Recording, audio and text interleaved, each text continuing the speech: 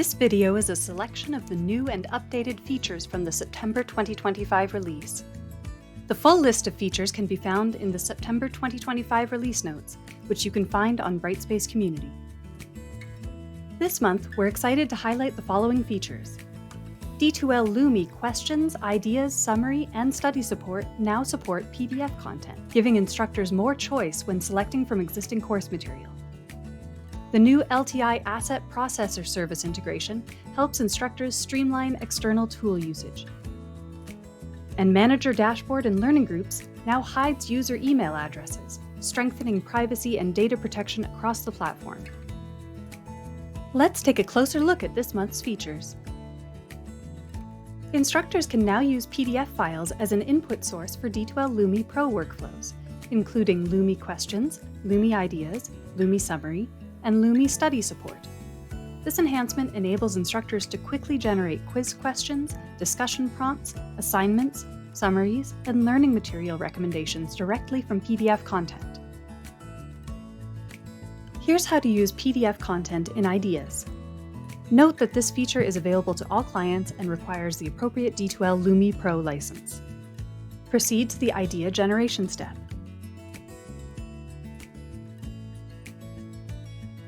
When choosing a content source, select your PDF file as the input. Click Generate. In Prompt Ideas, a list of discussion ideas is generated based on your PDF file. For how to use other features, refer to their respective documentation. Next, we introduce the LTI Asset Processor Service in the Assignments tool. This enables the integration of tools like originality checkers and grammar reviewers into the assignment workflow.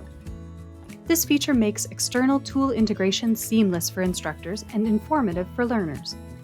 Note that if supported, the Asset Processor Service can also be enabled using dynamic registration.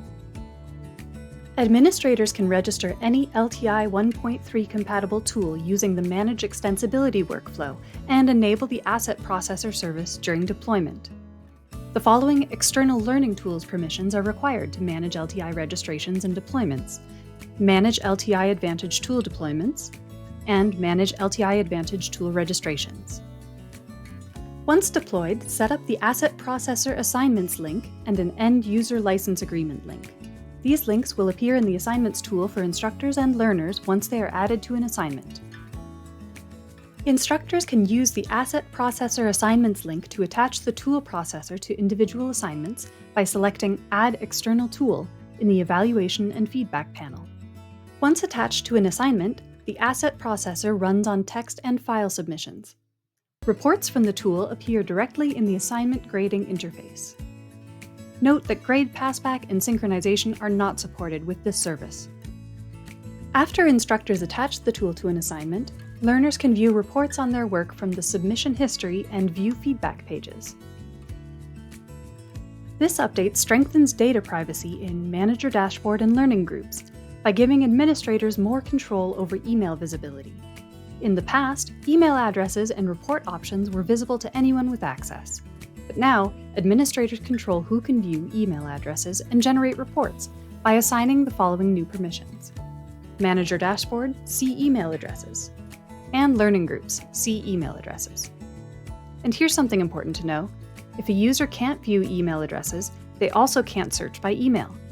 Email addresses will still appear in the completion report, even if they are hidden elsewhere.